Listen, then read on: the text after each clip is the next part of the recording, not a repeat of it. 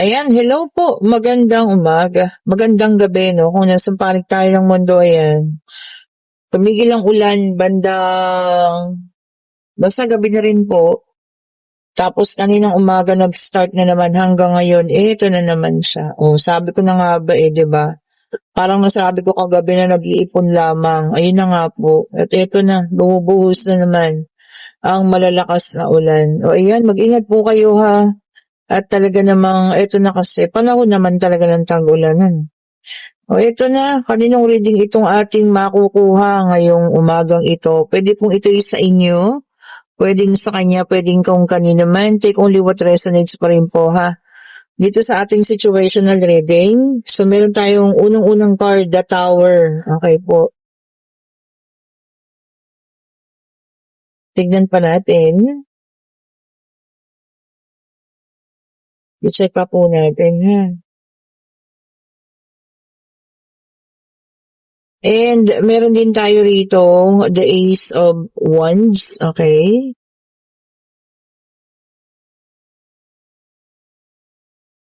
Check pa natin.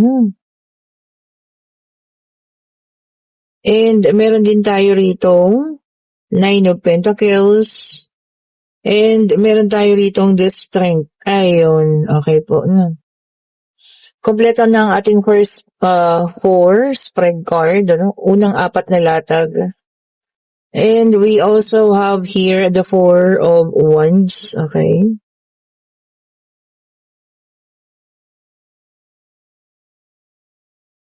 Check ba natin po. And ulitin ko sa lahat po na gusto ng private reading bukas, kayo po yung mag-chat na. Marami pa pong slot na available ha. Okay po. Mag-chat na kayo. Meron tayong the Empress. Okay.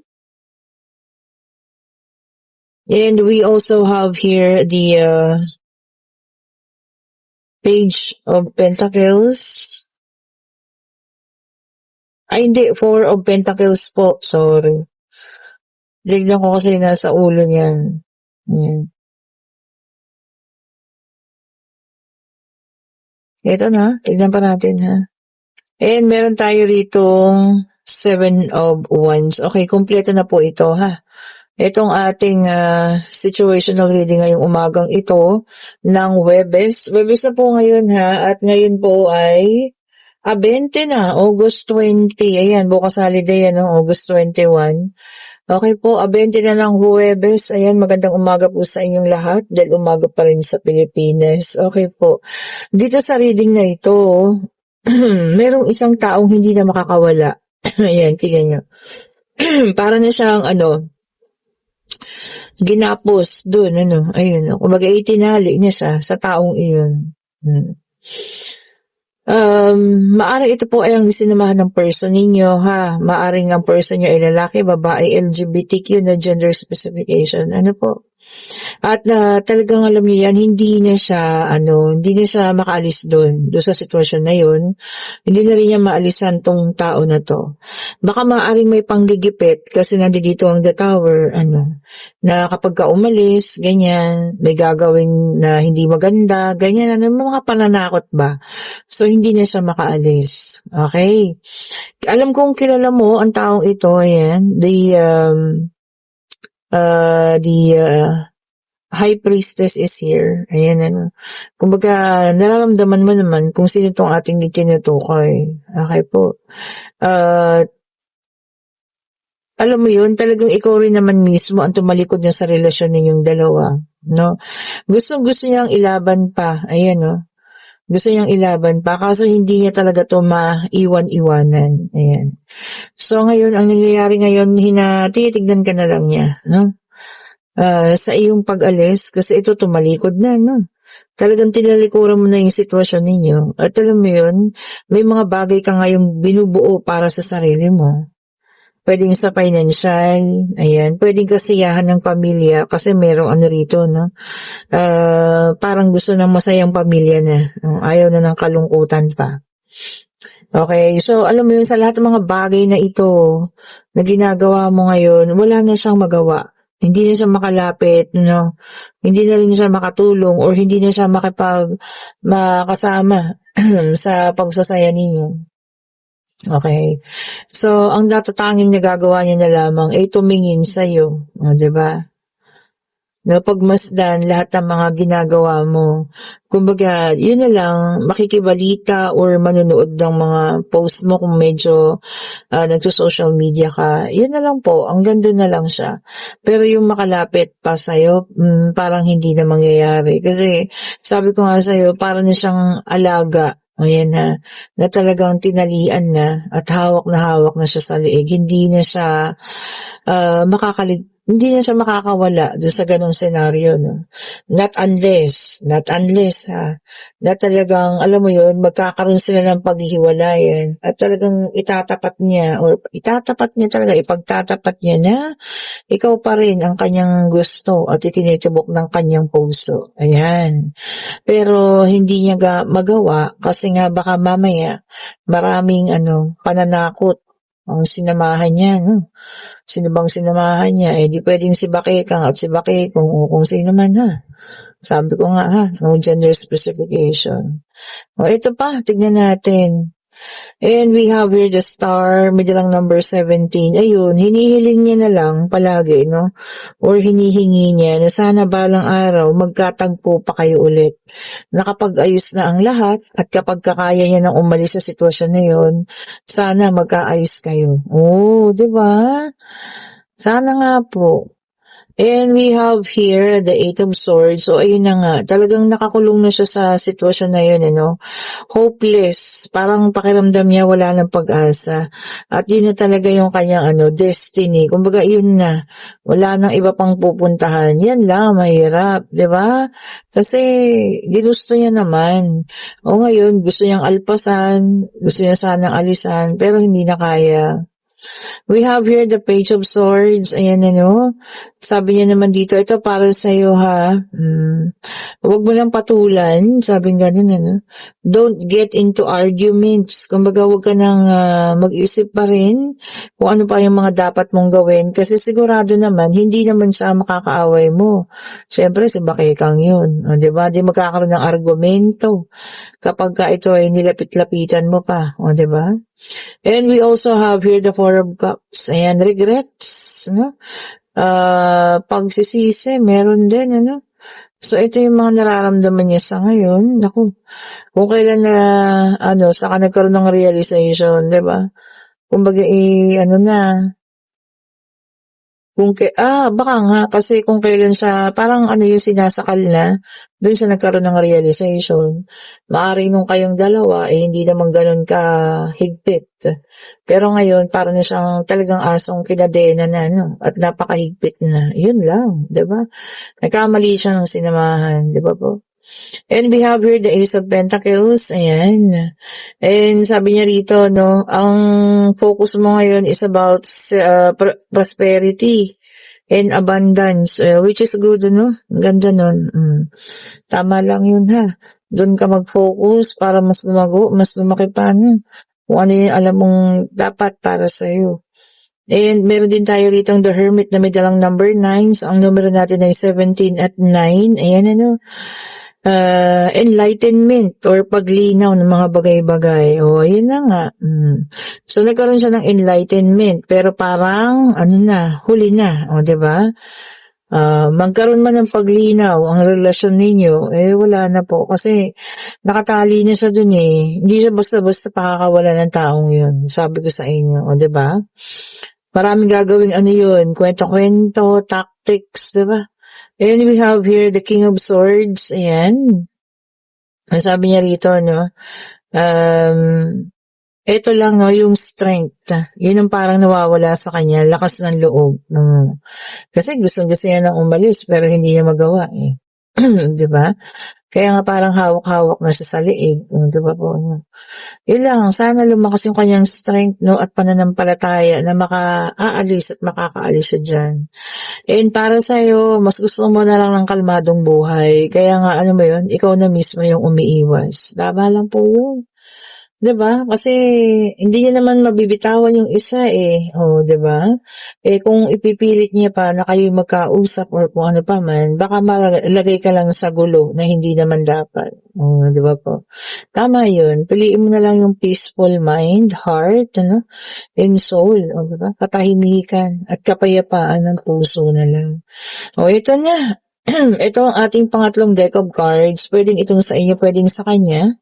Puwedeng kung kanino man ano. Take only what resonates pa rin. Okey po. And we have here the King of Wands sa fire sign, Aries, Leo, and Sagittarius. Nine of Wands, sorry po. Naka-reverse. Ayan, Oh, yung iba sa inyo 'no, napaparanoid. Bakit? Tungkol kanino? May kinakatakutan ba? Ayan, baka kailangan ninyong ma-paranoid kayo 'no. Huwag gano'n, oh, 'di ba? Relax lang. Alamin natin ang katotohanan. O, 'di ba? Huwag ma-paranoid, sabi nga.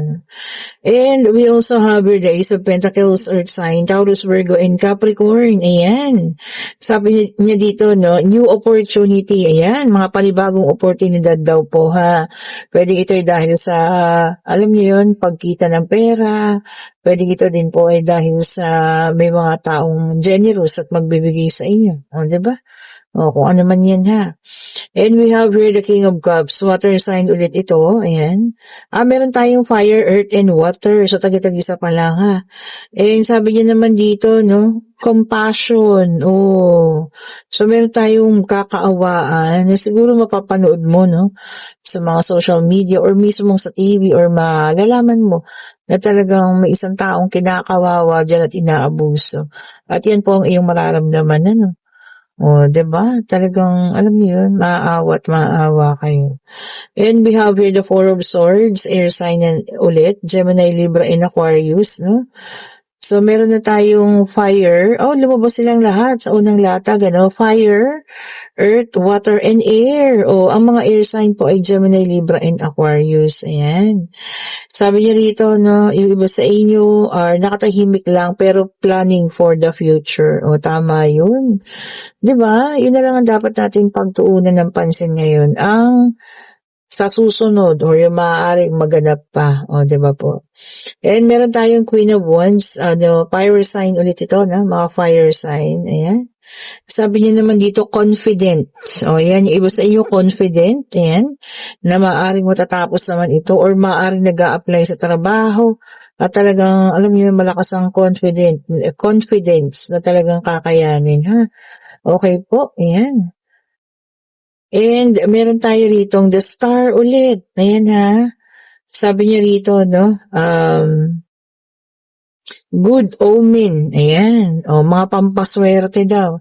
Baka meron kayo dyan, ilabas-labas yun at kailangan natin ng pampaswerte ngayon. Sa nakakalungkot ng mga nakaraang araw, panagdaang araw, parang maganda lang ang panahon, mga first week, eh. Tapos ngayon, parang hindi na, di ba? And we also have here the world, ayan, earth sign, ayan. In reverse naman ito, no. Sabi niya rito, no shortcuts, tama. Wala naman po talagang shortcut ang buhay. Kailangan dumaan tayo sa mga bawat pagsubok, sa mga bawat stages. Wala pong shortcut, ha. O, ayan, sige, tignan pa natin. And para sa final card, nandito ang ating Four of Pentacles, Earth sign naman ito. Ayan. Sabi niya rito, no,